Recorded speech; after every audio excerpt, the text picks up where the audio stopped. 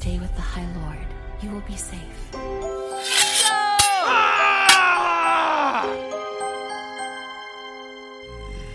Humans have no say in the law of dragons. Bonjour et bienvenue dans le podcast Le Fond du Chaudron. Ici, on vous parle de fae, de dragons, de loups-garous et de sorcières. Bref, des lectures de notre book club fantasy, pour la plupart en anglais et quelques-unes en français. Le principe est simple, un thème, 4 lectrices, 4 questions, auxquelles on répond à tour de rôle. Je suis Lucie et je suis accompagnée de Blandine, Claire et Oriane. Oriane a bien fait chauffer sa liseuse en cette fin d'année 2024 en avalant en 3 jours toute la saga du Prince Cruel de Holly Black. Depuis, elle a commencé 3 livres différents, dont un seul qui se trouvait dans sa palle. Salut Oriane. Salut, et je précise qu'aucune résolution n'a été prise pour sortir de cette énergie complètement chaotique en 2025. Blandine lit tout et surtout n'importe quoi. Elle a déjà abandonné sa résolution de 2025 en ajoutant un nouveau livre dans sa pile à lire exactement le 2 janvier à 9h05. Le décompte pile à lire est désormais fixé à 45. Espérons que cela n'aille pas plus loin. Salut Blandine. Hello, hello. Claire vient de terminer la série Trône de verre de Sarah J. Maas et c'était pas de tout repos. Elle a surtout adoré cette saga parce que quasi tous les personnages souffrent, chacun leur tour. Salut Claire. Coucou. Quant à moi, je n'ai pas réécrit mon intro cette fois-ci parce que je suis trop occupée à tricoter sous mon plaid et à DNF ma première lecture de 2025. Peut-être que je vous raconterai, c'était pas ouf. Pourtant, il y avait des vampires. Bonjour tout le monde. Bonjour Lucie. Salut. Salut Lucie! Le thème de cet épisode, c'est Spark of the Everflame de Penco. Le premier tome uniquement de la série. On va essayer de ne pas spoiler le reste, car c'est le seul paru en français pour le moment. Avant d'enchaîner avec nos questions, on vous explique un peu ce qu'est Spark of the Everflame, qu'on va plutôt appeler Spark plus tard. Claire, c'est à toi. Merci Lucie. Premier tome de la série Kindred's Curse de l'américaine Penco, Spark of the Everflame sera suivi de 3 autres tomes, Glow, Heat et Burn of the Everflame. Ce premier tome est donc sorti fin octobre 2024 en français chez Calix, et d'ailleurs la maison d'édition a fait le choix de ne pas traduire le titre. À l'époque, Spark a attiré notre attention car il était encensé sur le BookTok US et au Book Club, on a bien été prise par l'histoire car on a enchaîné les 3 tomes déjà parus en anglais les uns derrière les autres. Ce qui explique sans doute qu'on en a fait une petite overdose. Et je passe la parole à Oriane pour vous faire le pitch du livre. Merci Claire. Pour vous faire le pitch, on va être obligé de vous spoiler le tome 1. Donc si vous ne l'avez pas encore lu, c'est le moment d'arrêter votre écoute et de revenir plus tard pour débriefer avec nous. C'est bon, vous êtes partis? On est entre gens qui l'ont lu? Go! Dans un monde colonisé par les dieux et gouverné par leur cruelle progéniture nommée les Descendants, Diem Bellator, l'héroïne, aimerait échapper à son misérable quotidien de guérisseuse. La disparition soudaine de sa mère l'oblige à entrer dans l'univers sombre et opulent des Descendants afin de percer les mystères qu'elle a laissés derrière elle. Elle est contrainte de participer à la guerre civile qui s'intensifie. Et Diem devra naviguer entre les règles du pouvoir, de la politique et de l'amour pour sauver sa famille et l'humanité tout entière, rien que ça. Il y a énormément de choses à dire sur ce premier tome. On y aborde beaucoup de thèmes classiques de la fantasy et de la romantasy, ce qui nous a plusieurs fois donné l'impression que l'autrice avait rédigé son roman à l'aide d'une grille de bingo. On va donc parler contraception, odeur de musc et de cèdre et rébellion contre le pouvoir établi. Comme d'habitude, on va poser chacune une question. Et pour la première, je passe la parole à Blandine. Oui, alors, ma question, il y a effectivement beaucoup de thèmes dans Spark of the Everflame. Effectivement, il y a une espèce de grille bingo. Et moi, ma question, je voulais savoir quel était le trope ou le micro-trope qui vous a le plus marqué dans Spark, en mal ou en bien. Donc, trope détesté, ça m'a trop saoulé. Ou adoré, oh là là, j'étais trop contente de lire ça m'a fait trop plaisir, ça faisait longtemps qu'on n'avait pas lu ce trope ou ce micro-trope. Lucie, tu veux répondre? Je peux commencer, il n'y a pas de problème. J'ai essayé de réfléchir et j'arrive pas à trouver un trope, pas qui m'ait plu, mais qui n'ait pas été usé jusqu'à la corde. Et même en relisant mes notes, en relisant ce qu'on s'est dit sur le groupe chat sur ce premier tome, hein, parce que je ne me consacre qu'au premier tome, j'ai du mal à lui trouver redeeming qualities, quoi. Pourtant, j'ai mis 3 sur 5 hein, au livre. Donc, c'était pas catastrophique, tout ça, mais en y réfléchissant, je me suis dit, j'en ai marre du trope de l'élu, en particulier quand l'élu est débile. Comment expliquer? J'ai vraiment beaucoup de mal avec. Tu as dit le terme dès le début. Oh God, j'en ai mal. Non, mais en fait, J'adore. je l'ai dit, hein, et Blandine l'a fait remarquer, et il est vrai qu'à un moment, dans le Buddy Read, je dis, on voit tout venir à des kilomètres, et je suis désolée, quand ça commence avec une description physique de l'héroïne, qui évidemment est différente de toutes les autres, parce qu'elle est grande et qu'elle a les yeux bleus ou gris, ou je sais pas, bref, elle a les yeux clairs. Ok, bah on a compris en fait pourquoi elle est différente des autres. Parce qu'il faut qu'elle soit différente, tu comprends? C'est différente en italique, c'est vraiment genre différente. J'en ai marre en fait de ça, qu'on nous livre ça sur un plateau avec un petit nœud, comme si on n'était pas capable de déduire. On est là, regardez notre héroïne comme elle est exceptionnelle, et ça j'en peux plus en fait, j'en peux plus, j'en ai trop marre, et je suis désolée Carpe Diem, mais tu m'as saoulée là-dessus avec ton côté oh là là c'est trop bizarre cette potion que je dois boire tous les mois, et je fais tout ce que me dit ma mère, et ouais, non, sursoulée par le trope de l'élu. Voilà, désolée, Néo dans Matrix l'a mieux fait, quoi.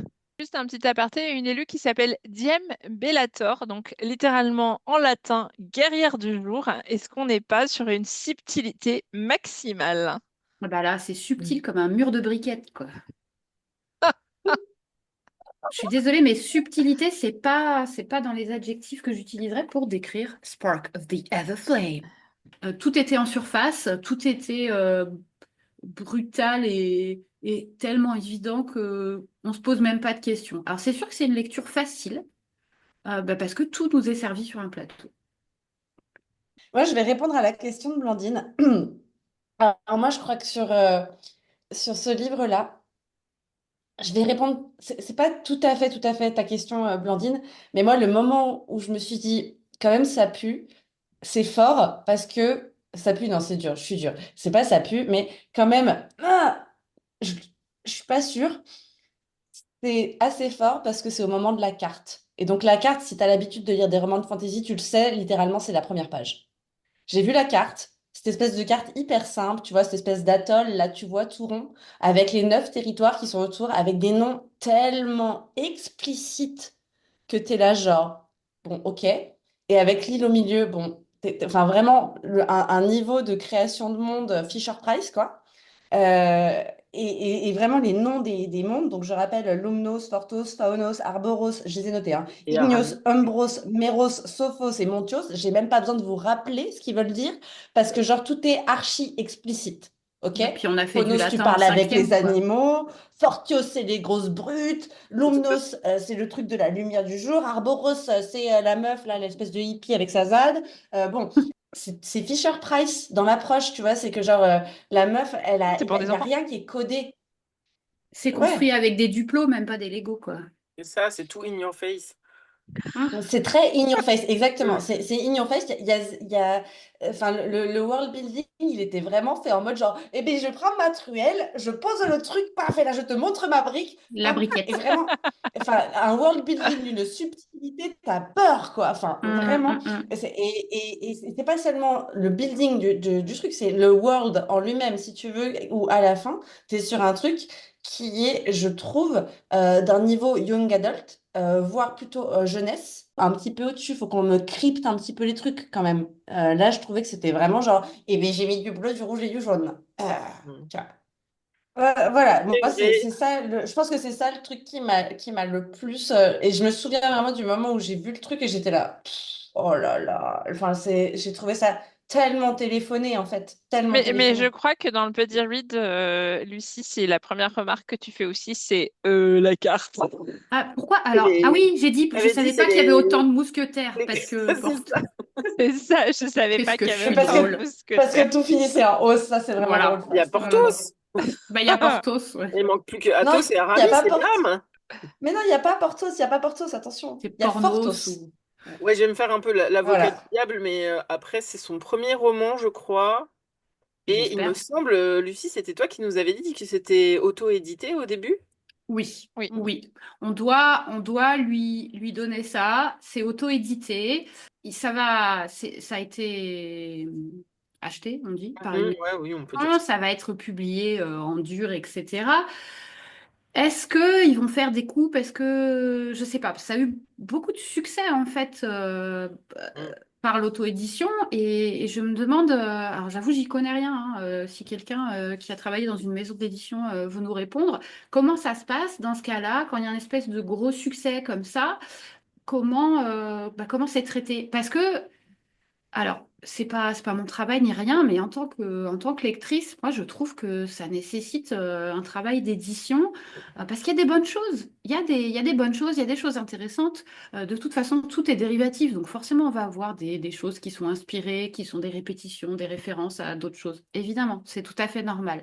Et je pense qu'il y a beaucoup de choses à garder et qu'on peut faire quelque chose de très bien. Mais comme il a eu tellement de succès sous cette forme-là, j'avoue que je sais pas trop comment ça se passe Mm. pour la suite. Et le seul autre exemple que j'ai de livre auto-édité qui a eu énormément de succès, c'est la série Silo, qui est plutôt de la science-fiction, Mm. que je conseille d'ailleurs, que j'avais adoré. Il y a une adaptation en ce moment en série qui est très très bien. Mais n'ayant pas lu la version auto-éditée, en tout cas pas à ma connaissance, je ne peux pas dire. Mais voilà, j'aimerais beaucoup savoir ce qui se passe dans ces cas-là.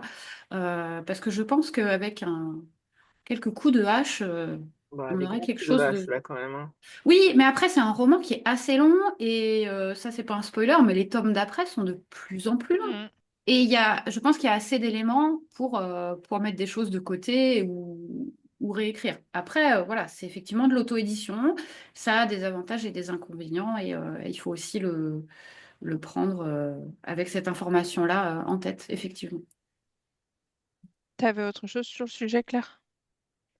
Ah non, pour répondre à ta question, le trope qui m'a le plus plu, on va dire, dans Spark, c'est je dirais, He Falls First, même si, à mon avis, They Fall Together, mais c'est le premier à s'en rendre compte. C'est le seul qui se ment pas à lui-même, je pense. Ce qui est Et cool comme trope. Le premier Ouais. qui s'en rend compte, c'est un trope qui est cool quand ouais, même. c'est un peu ça en vrai. Mais je trouve que ça, c'était bien amené parce que le personnage de Luther, il est quand même très grumpy, très protocolaire et tout ça. Donc en fait, que ce soit le premier à avouer ses sentiments, je trouve que ça le rendait un peu plus humain et moins robotique. Évidemment, c'est pas fait en finesse. Mais ouais, je crois que j'aimais bien aussi ce personnage de Luther, même si en fait on n'en voit pas grand-chose dans ce tome. On découvrira un peu plus par la suite, sans rien spoiler. Mais là, oui, bah du coup, c'est un peu une caricature quoi au début. Et il est tout le temps énervé, mais quand tu commences à apprendre un peu des trucs sur sa vie, tu comprends. Et du coup, il a des points communs avec elle parce que Diem, elle est aussi méga en colère en fait, et elle comprend pas trop pourquoi en fait. Déjà, il lui dit qu'elle se ment à elle-même, et ça, c'est complètement vrai. Parce qu'effectivement, elle a l'air vraiment pas fut-fut dans ce tome.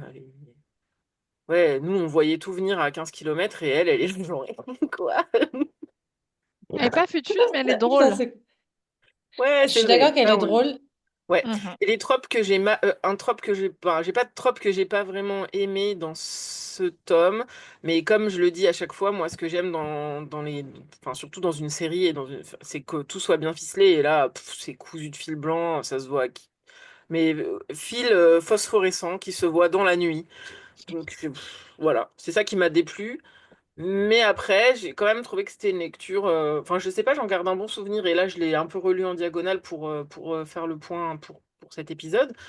Et j'ai retrouvé les trucs qui m'avaient plu.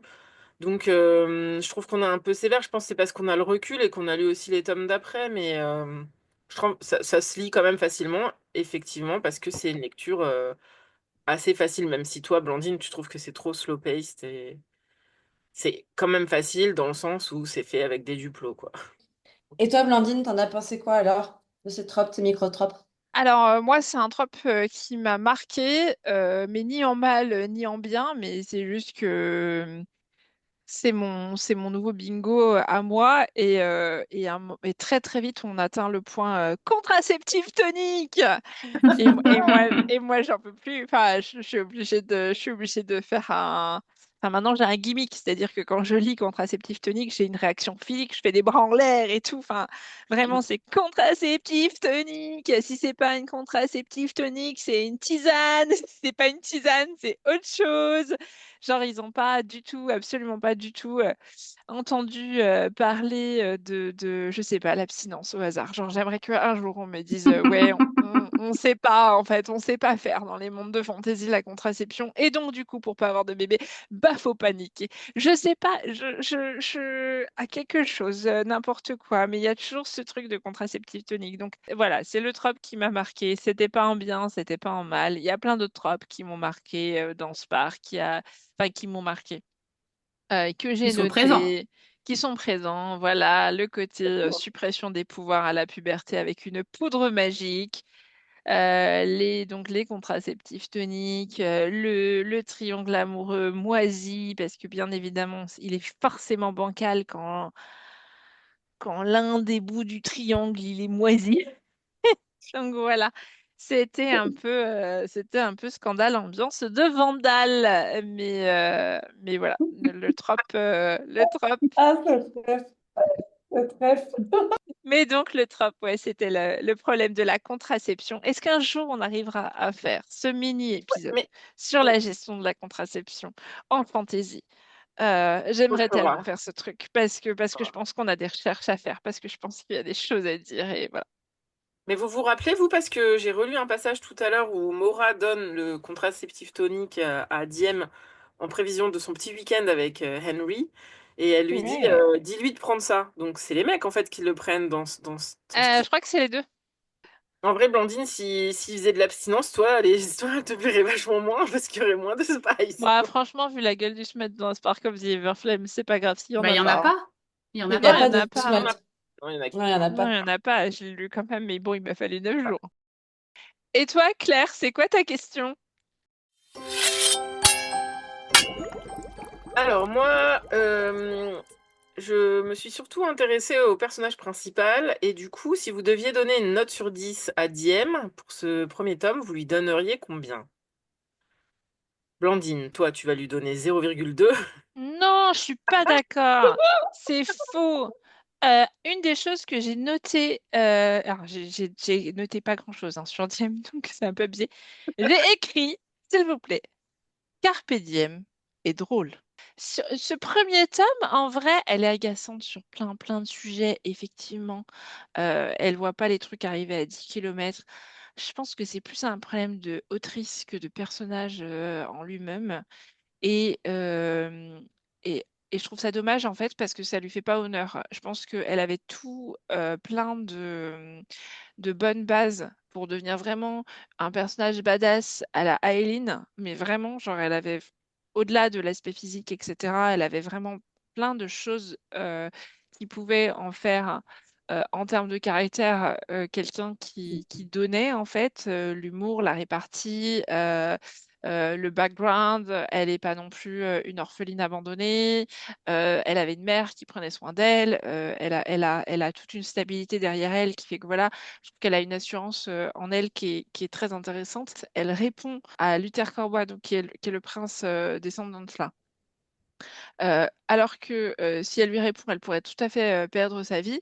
Et elle sait qu'il a eu des bisbilles avec sa mère et que sa mère était la guérisseuse du palais. Et plutôt que d'aller lui poser directement la question à lui pour obtenir les réponses, elle ment et elle s'enfonce dans des trucs avec la rébellion. Et en fait, je trouve ça complètement, je sais pas comment on dit, mais c'est pas cohérent en fait dans son personnage, dans la construction de son personnage.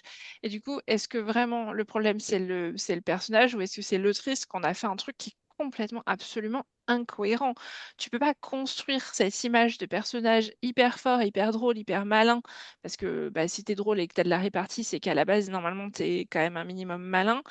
De l'autre côté, en faire un espèce de truc où tu t'enferres dans des trucs pourris au lieu d'aller exiger des réponses, alors que sur d'autres sujets qui ont moins d'importance, tu vas exiger les réponses. Alors que enfin, il serait tout à fait en droit de te jeter au cachot. Enfin, je veux dire, concrètement, t'as aucune réponse à exiger d'un mec qui est prince, quoi.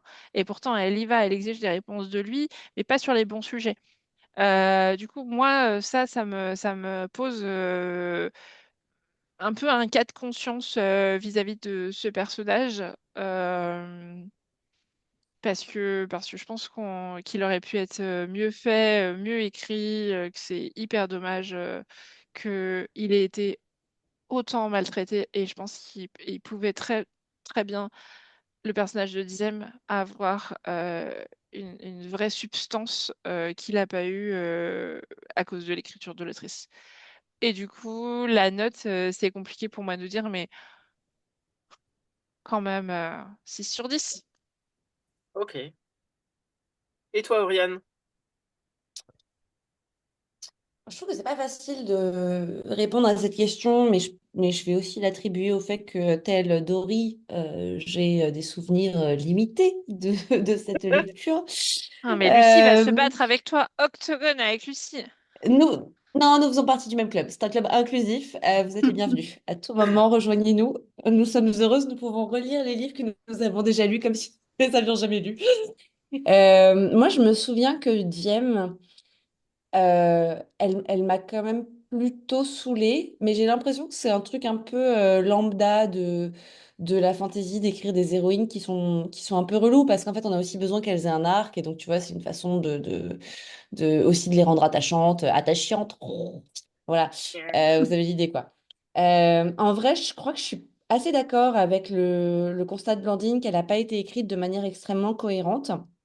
Moi, je sais que ce qui m'a particulièrement irritée chez Diem, c'est sa naïveté.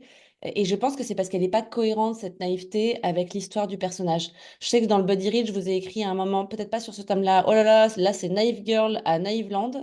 Et vraiment, ouais, en fait, sa naïveté, son incapacité à voir des choses est juste pas cohérente avec le fait que par ailleurs, elle est hyper intelligente et tu le vois bien qu'elle calcule plein de trucs et tout, quoi.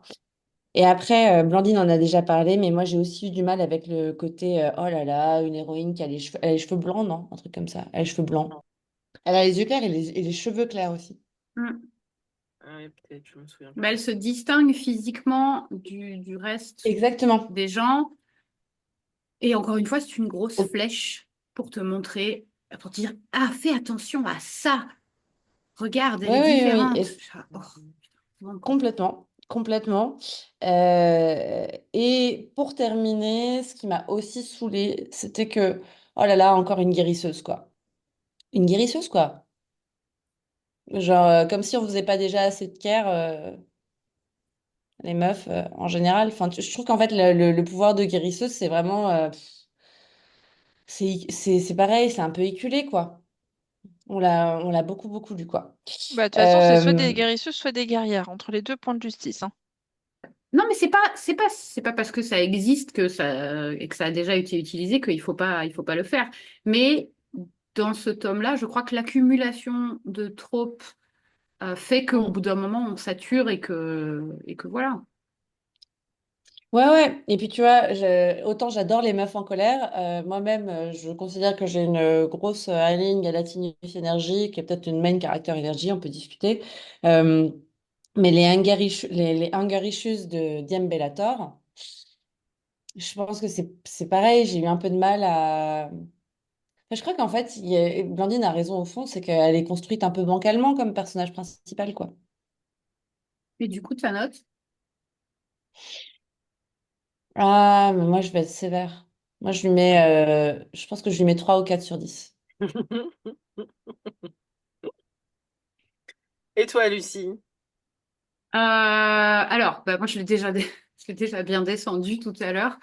Euh, Il y avait quand même des petites choses intéressantes. Je trouve que parfois, Diem est assez drôle. Elle a de la répartie, elle est, voilà, c'est pas catastrophique à ce niveau-là. Après, je sais pas si elle est stupide ou si elle se voile la face à un point pour pas faire face aux choses. Mais est-ce que aussi c'est pas amené par la façon dont elle est écrite et par la façon dont les choses nous sont, je le redis, hein, présentées de façon sur un plateau construit avec des duplos, donc de façon un peu trop simpliste. Mais du coup, ça la fait paraître stupide et je trouve ça dommage parce que elle a des qualités, elle a de la personnalité, elle a une colère effectivement en elle. C'est pas une carpette quoi. Et en même temps, je trouve que à chaque fois qu'elle se pose une question, qu'elle pose une question, qu'elle affirme quelque chose, on lui réexplique derrière. Alors ce qui est en fait à destination du lectorat pour dire ah attention à ça, c'est important, on explique comment ça fonctionne. Je trouve que ça la fait paraître stupide alors que bah, elle vit dans ce monde-là, elle sait quand même des choses, quoi. J'ai du mal à m'y attacher parce que voilà, elle m'a trop énervée et j'ai pas aimé, j'aime pas ses relations avec la plupart des gens en fait pour des raisons diverses et variées. Après, effectivement, elle a envie de se battre, elle a envie de je ne sais pas si on peut parler d'ambition, mais en tout cas, si, elle a une ambition qui est de pas, de sortir un peu du chemin qui lui est tracé. Et j'ai envie de dire, c'est tout ce qu'on lui souhaite.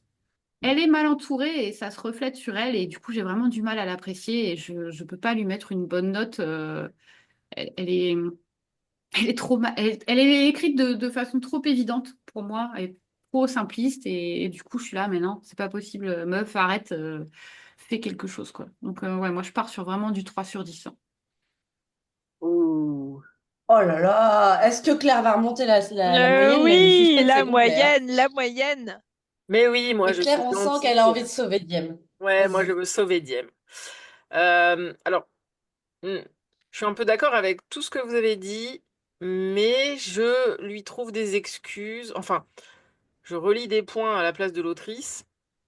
Moi déjà, ce que j'aime bien, c'est que c'est quand même pas une oie blanche comme souvent les héroïnes dans ce genre de bouquin, et pourtant on a vraiment que des trucs méga vus et revus.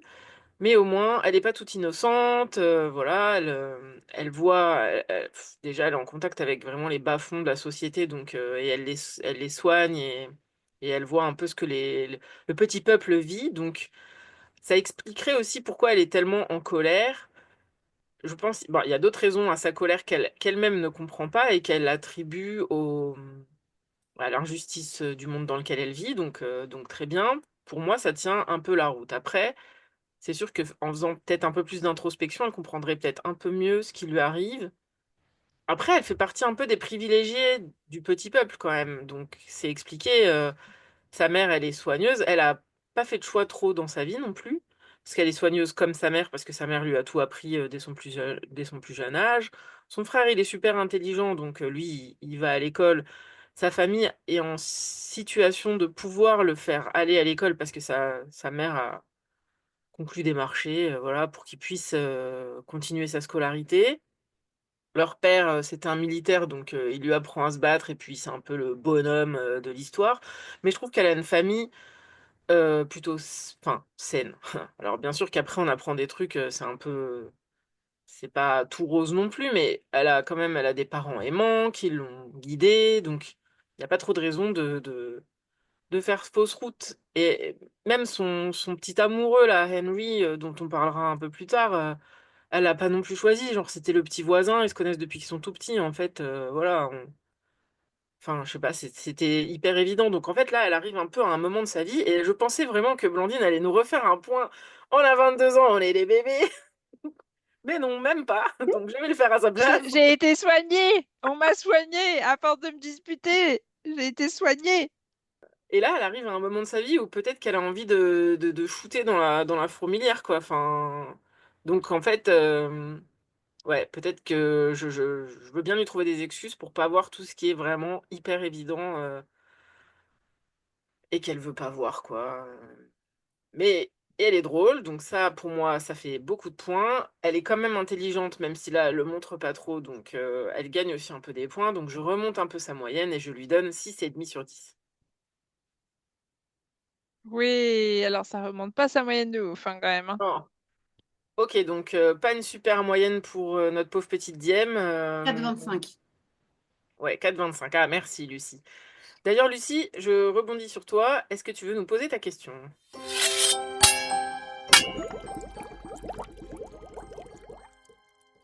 Voilà, donc Ouais, c'est- on a un peu taillé un costume à Diem, donc avec sa petite moyenne de 4,25 sur 10.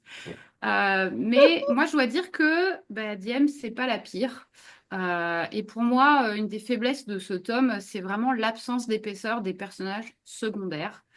Que ça soit Luther, que ça soit euh, Aurélie, que ça soit le beau-père, etc. Celui que je préfère, on va dire, je pense que c'est le petit frère. Mais voilà, ma question, elle est à propos d'Henri, l'amoureux d'enfance. Enfin, est-ce qu'ils sont amoureux depuis l'enfance? Je sais plus. Bref, le mec de Diem, on nous précise bien que ça n'est pas avec lui qu'elle a couché en premier. Attention. Et lui non plus. Enfin, ils ne sont pas leur première fois respective, ce qui change un peu, hein, je dois dire, dans ce genre de personnage. Mais voilà, Henri est là. Henri existe, mais Henri fait pas grand-chose d'autre à mon sens. Ma question, c'est de savoir, est-ce que pour vous, est-ce qu'il est plus qu'un simple substitut, qu'un simple placeholder, ou est-ce qu'il apporte quelque chose d'intéressant à l'intrigue? Voilà. Essayez de me convaincre, s'il vous plaît. Bah, quand Oh, ce que tu nous même! demandes. Non, il y a deux choses sur lesquelles je peux te répondre direct. C'est petit 1, il sert à la fois de négatif à Luther Corbois. Le personnage d'Henri, il est tellement moisi, il est tellement cringe, il est tellement creepy. Il fait une demande en mariage, c'est hallucinant tellement de misogynie et de patriarcat intégré que à côté, Luther, c'est le parangon du féminisme. Donc déjà, très clairement, il sert de faire valoir à ce niveau-là. Mais c'est quand même aussi celui qui euh, initie, ou en tout cas fait rentrer Diem dans la rébellion, qui est une rébellion certes toute moisie, mais vraiment un truc, mais avec des noms de code et tout, c'est interdit tellement c'est nul. Mais il sert à ça. C'est-à-dire que le mec, il a tellement la haine contre les descendants que il va aller voir sa copine en lui disant viens avec moi, on va les casser des nez. Et il l'a fait rentrer dans ce truc-là et l'autrice, j'espère, je pense, va sûrement en faire quelque chose dans les tomes suivants de cette rébellion. Et sans doute que ça va prendre une proportion et une importance plus aiguë dans les tomes à venir. Mais il a ces deux fonctions-là. Alors oui, elle aurait pu se servir d'un autre personnage pour faire ça. Mais là, bah, elle faisait d'une pierre deux coups. Non seulement le mec lui sert de faire valoir à Luther, mais en plus, il sert à ça. Il y a un C'est dur côté de dire qu'il très... sert de faire valoir. C'est dur quand même de dire qu'il sert de faire valoir à Luther alors qu'il y a vraiment très peu d'interaction entre Luther et Diem à ce niveau-là de l'intrigue. Je trouve qu'il est quand même utile parce qu'effectivement, tu vois les trucs qui étaient là genre, oh, c'est nul. Genre, moi, Ben, je lis le encore truc une et je suis fois, là, mais c'est tout nul. J'espère bien que Diem, elle va pas settle for that, tu vois. encore une Donc, si fois, vous il êtes est... chef et que vous avez lu Spark et que vous trouvez que Henry est formidable, je voudrais vous le dire tout de suite, vous méritez mieux. Ne vous arrêtez pas à Henry, d'accord? OK? Jamais, ever. Il y a toujours mieux. Il y a toujours mieux qu'un Henry pour vous. OK? Excellent conseil, Oriane. Mais encore une fois, il est tel, en fait, il sert de faire valoir à la personne qui est en train de lire. Enfin, il sert de faire valoir à Luther pour la personne qui est en train de lire. Encore une fois, Oui, pour le lecteur. Oui, c'est oui, une non, grosse ficelle, quoi. oui, non, mais il sert pas de faire valoir Ouais. pour montrer à Diem que regarde, il y a beaucoup mieux Voilà. que lui, machin. Mais Bon, non! après, elle est pas méga à l'aise sur sa demande en mariage, elle est pas méga à l'aise sur ses attitudes à lui. Il y a un côté très Bon, où pourtant elle est censée être quelqu'un de énervé et de en colère, et pour autant lui, il dépasse et il transcende son niveau de colère à elle parce qu'il est pour le coup vraiment, c'est vraiment un personnage qui est en colère, lui, et qui est tellement en colère qu'il en devient intolérant et haineux. Moi, ça m'a fait ah, bizarre de lire ce personnage parce que j'ai eu vraiment l'impression que le mec, enfin, c'était vraiment ce mec de 20 ans qui se fait embarquer par tout ce qui a un discours qui va toucher un peu sa fibre. Et tant pis si le discours il est nauséabond et moisi, parce que on va être dans la démago. Pour moi, c'est une véritable allégorie, ce mec. C'est une véritable allégorie du danger, de la démagogie et de et de ce que ça peut te faire faire et cette espèce de truc qui est tagué, qui est flagué comme une rébellion, ben, quand ce mec-là, il y rentre, et ben, ça sent pas très bon en termes de rébellion, quoi. C'est pas une rébellion jolie, à mon avis, à mon sens. Et pour moi, Henri, et son père, le père d'Henri et lui, c'est des personnages qui, pour le coup, sont hyper intéressants. En creux, en négatif de tout le reste, je pense que c'est la partie la plus intéressante du bouquin que j'ai lu. Sur le derrière, sur la philosophie derrière. bah, moi, pour répondre à la question de Lucie, je crois que je suis assez d'accord avec le fait que le personnage d'Henri, c'est un faire-valoir d'autres personnages masculins, et en particulier évidemment de Luther Corbois. Ce personnage m'a saoulée parce que vraiment, n'importe qui mérite mieux. Puis c'est difficile de répondre à ta question, Lucie, aussi parce que quand comme on a lu la suite, on sait aussi ce qui se passe. Mm. Donc, je trouve ça dur de répondre. Ce qui est sûr, c'est que moi, j'ai réellement apprécié d'être sur une héroïne qui avait un passé. De pas Oui. être sur nos éternelles meufs qui sont des vierges ou des pseudo-vierges ou des 15 Shades of Virgin Morito. Bon, voilà. Moi, j'aime bien, j'ai bien aimé ça et j'ai bien aimé que ce soit aussi rendu très concret. C'est-à-dire qu'on voit réellement des scènes entre elle et Gale, enfin Henry.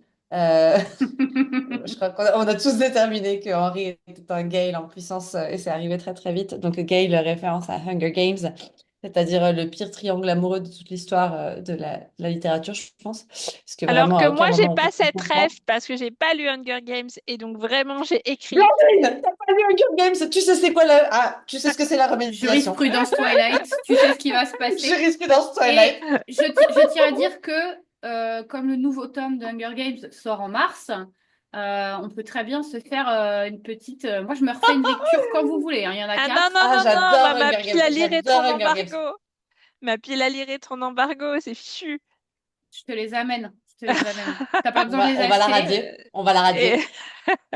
Mais donc, pour Henry, j'ai quand même écrit Is Henry the New Dane? Donc, Dane de Fourth Wing, Iron Flame et The Ouais, Imperial Series de ah, je façon suis d'accord. générale. Et voilà, vous, c'est Gay, la ref. Moi, c'est Dane. Genre, vraiment, est-ce qu'on est obligé de Ouais, se mais taper? quand tu auras lu Hunger Games, tu verras Ouais. que Gale correspond Ah encore ouais. plus. Même si Dane est un bon. Oui, c'est Effectivement, un bon ça comparatif, ouais. correspond, mais Gale, Comment c'est ça? encore plus. Comment ça? Quand j'aurais lu Hunger Oui? Games? Bah, Je bien me suis sûr. toujours engagée à Ah, rien. bah écoute, je te le lirai à voix haute quand on se voit, pas de problème. Je pense, tu sais quoi, Lucie, pendant que tu lui lis, je la tiens. Je pense que ouais, on a fait notre point sur Henri et Gail. Et Euh, Dane, si vous voulez. Claire, t'en penses quoi? Bah, un peu comme vous. Après, alors, c'est sûr qu'il est vraiment pas finot dans la construction.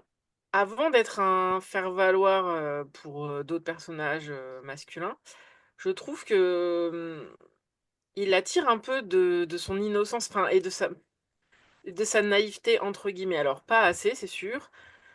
Elle se rend déjà compte qu'il y a vraiment beaucoup d'injustice et elle est déjà au contact, ben, genre des prostituées qu'elle va soigner, par exemple, etc. Donc, elle voit exactement ce qui se passe quand des humaines enfantent suite à des relations avec des descendants, ce qui arrive quand même assez souvent, etc. Donc, elle est quand même pas non plus née de la dernière pluie. Mais lui, il lui apporte aussi une raison à sa colère intériorisée. Donc, je pense qu'il vient un peu euh, abonder dans ce sens où elle se dit, ouais, je suis tellement en colère, mais c'est à cause de toute cette injustice. Et en plus, Henri, lui, en raconte plein, etc. Et le fait aussi qu'il l'introduise à cette histoire de résistance, je trouve que c'est assez intéressant parce que du coup, elle, en fait, je pense qu'elle se cherche une espèce de raison d'exister et une manière de combattre un peu toute cette injustice et lui, il lui apporte cette solution. Alors, est-ce que c'est vraiment la solution? Assez vite, je pense qu'elle se rend compte que les moyens qu'ils mettent en œuvre, elle n'est pas du tout d'accord avec ça. Donc, par exemple, ils n'hésitent pas à empoisonner des enfants de descendants pour la faire pénétrer, elle, comme soigneuse, dans le palais ou dans, je sais plus, dans une espèce de famille de mafieux, je sais pas quoi. Et quand elle se rend compte, en fait, qu'ils se sont un peu joués d'elle en empoisonnant volontairement l'enfant, et que c'était pas un appel à l'aide innocent, Princesse. ouais, elle commence à se distancer d'eux, et c'est là que ça commence à mal tourner, et que du coup, elle commence à voir Henri enfin, pas comme un sale type, mais lui, il lui dit, bah, bien sûr qu'on est au courant, oh là là, ça va, on peut pas tuer des enfants avec ce produit, gna gna gna. Et je pense ça l'a fait un peu redescendre de son nuage. Et je trouve que c'est aussi intéressant de pas juste lui présenter le beau prince charmant, et que du coup, elle se dit, oh non, l'autre, il est vraiment naze, il a vraiment des bonnes raisons d'être naze, en fait. Donc là aussi, je viens toujours racheter des points au personnage et à l'intrigue, mais voilà, moi je le vois un peu aussi pour qu'il serve un peu à ça. Et effectivement, quand je disais que c'est pas une oie blanche, oui, elle est pas vierge, etc. Elle a déjà des expériences, notamment avec ce premier amant, qui est pas génial, mais comme souvent les premiers amants ne sont pas géniaux, donc voilà, ça reste assez cohérent. C'est pas ce que j'ai trouvé le plus abracadabrantesque de toute cette histoire, quoi. Et toi, Lucie? Eh bien, alors c'est vraiment un personnage que j'ai vraiment peu aimé, et pourtant il y en a beaucoup d'autres à peu aimer. Oui, mais est-ce que tu as aimé ne pas l'aimer? Parce qu'il y a des méchants que tu adores détester. On a le- Non, alors justement, effectivement, ça c'est une bonne question. J'ai pas aimé ne pas l'aimer en fait. Il m'a tellement énervé. Ça demande en mariage là, Mais oui, mais non ça, quoi. c'était énorme. Non, non. Mhm. J'aime pas la façon dont il traite Diem. Je trouve que non, il est pas. J'ai pas aimé le détester, vraiment pas.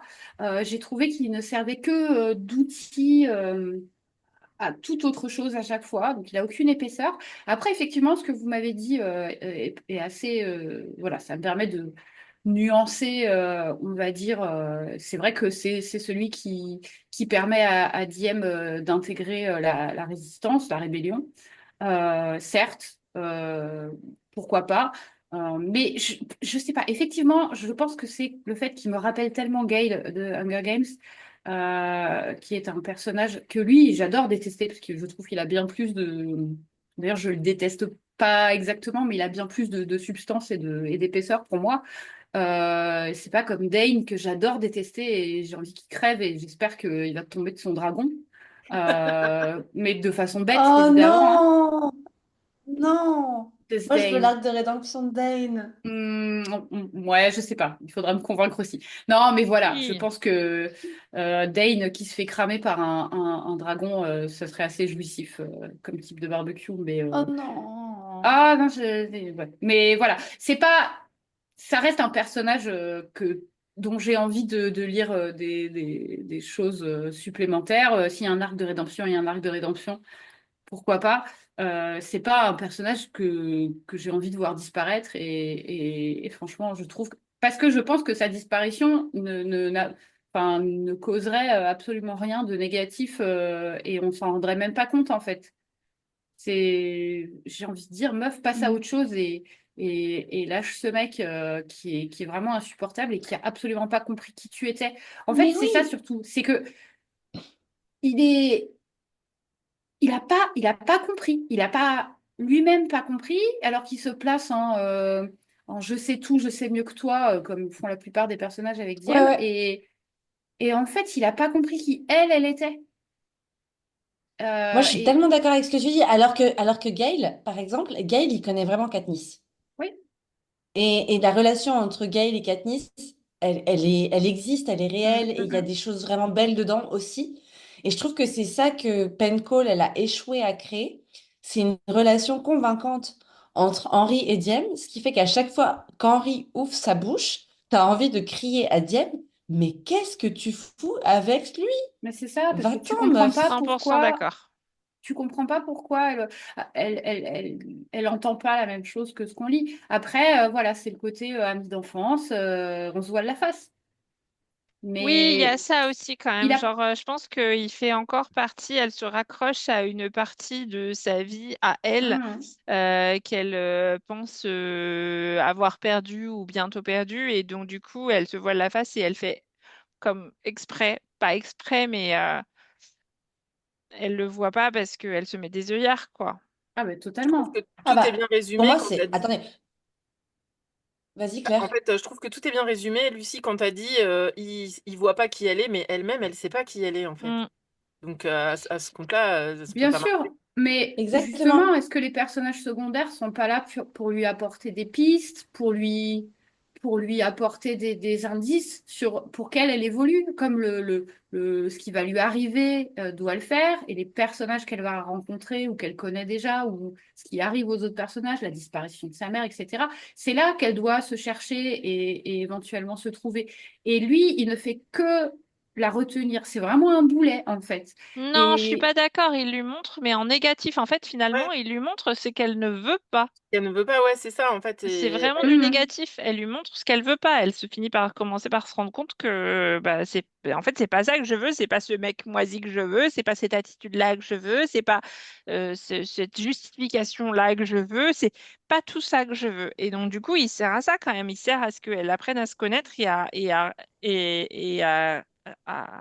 résister aussi aux injonctions, comme tu disais, Oriane. Genre, c'est son père, il est tout puissant, elle doit suivre ce qu'il dit. Bah, en fait, c'est une façon aussi de dire non à ça, quoi, de pas se conformer à ce qu'on attend d'elle.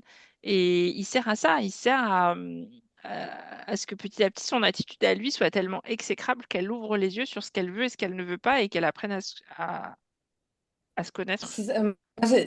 Je suis d'accord avec ça et je pense qu'à la fin, Henry, il a quasiment un rôle symbolique dans Mm. l'arc de Diem, qui est qu'en fait, il représente le moment où en fait, elle va enfin le quitter et ça veut dire elle va passer de l'autre côté et devenir la femme qu'elle doit être.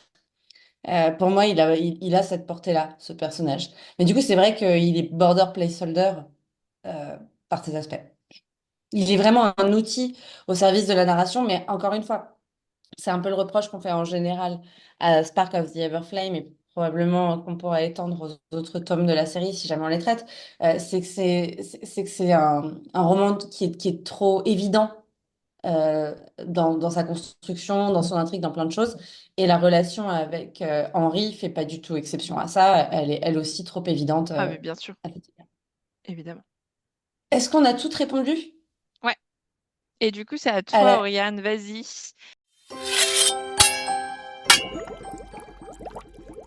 Ainsi que, chères auditrices et quelques auditeurs, vous avez pu le constater, nous avons beaucoup râlé sur Everflame.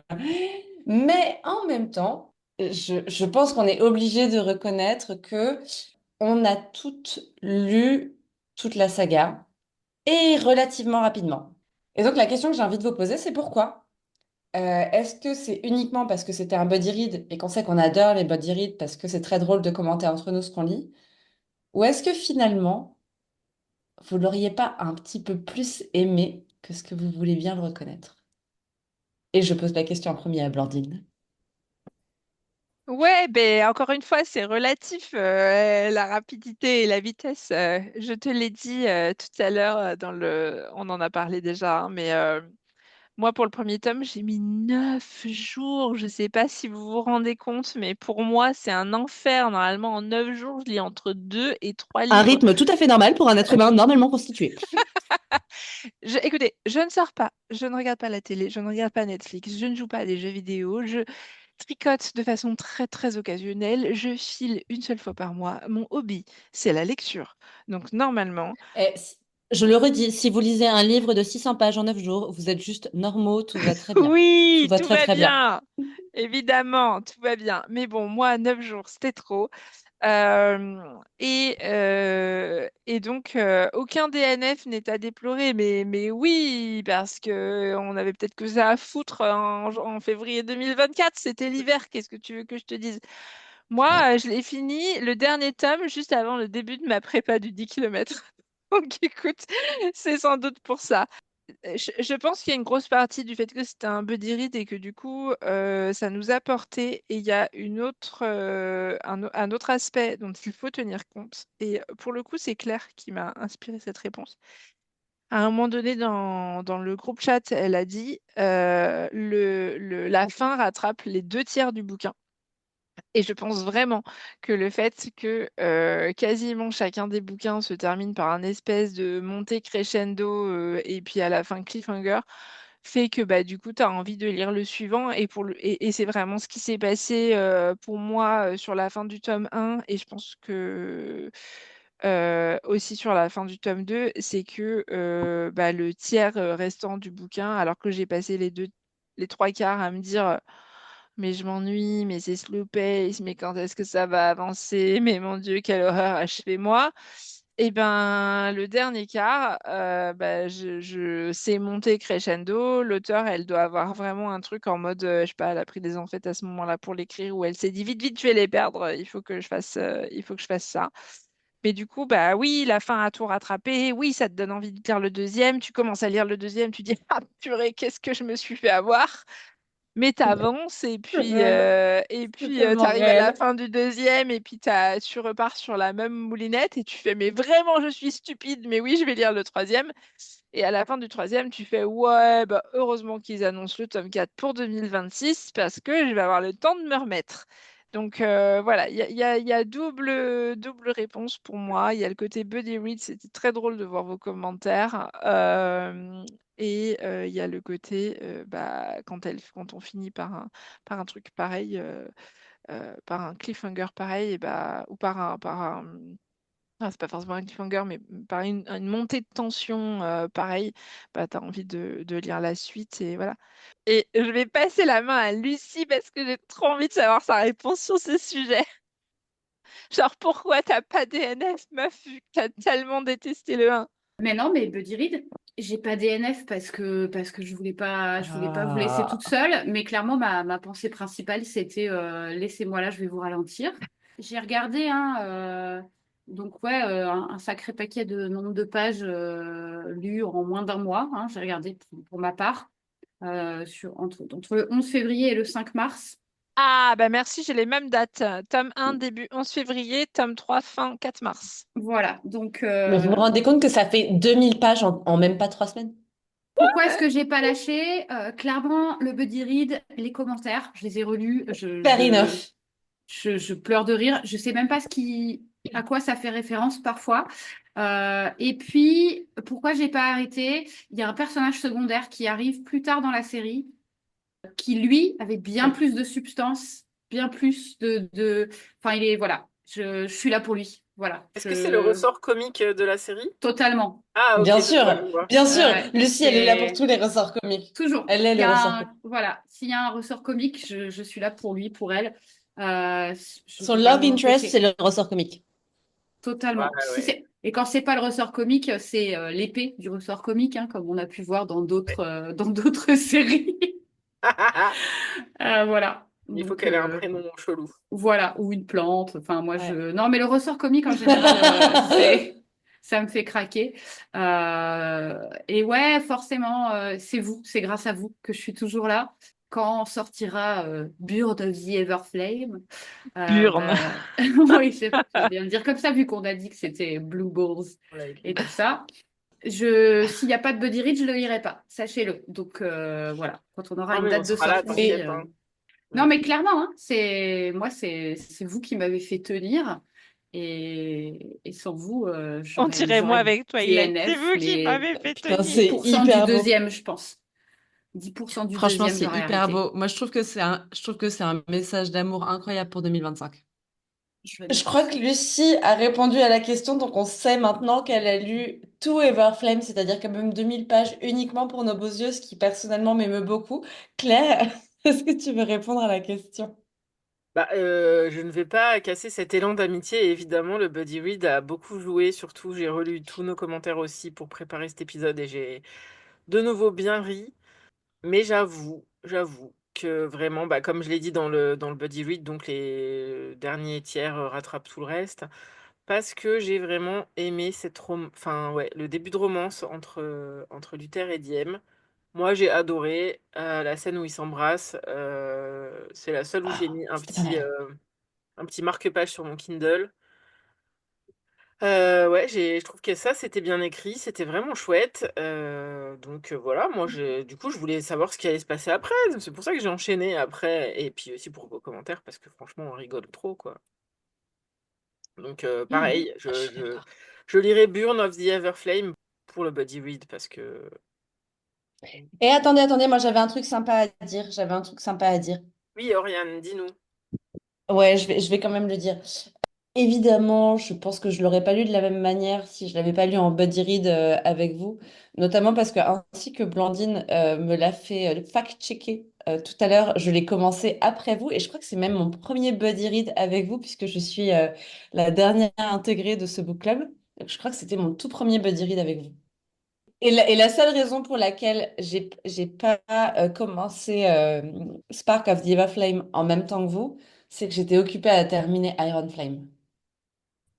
Bonne raison. Donc, imaginez quand même que j'ai Ouais. enchaîné Oh, Iron la Flame avec descente. Spark of Everflame. Mm. J'aime bien le Le commentaire de Claire choc. parce que Le réellement, choc. c'est ça. C'est la descente, T'arrives c'est-à-dire. d'un truc qui est Ah. chef kiss et tu débarques dans Spark et En t'es là bas de genre, crique. ah. Il y a quand même un truc que je peux donner à Spark of the Everflame et à toute la série en général, c'est que si tu fais un peu abstraction de ce qu'on a dit, bah, ça reste quand même un bon page turner.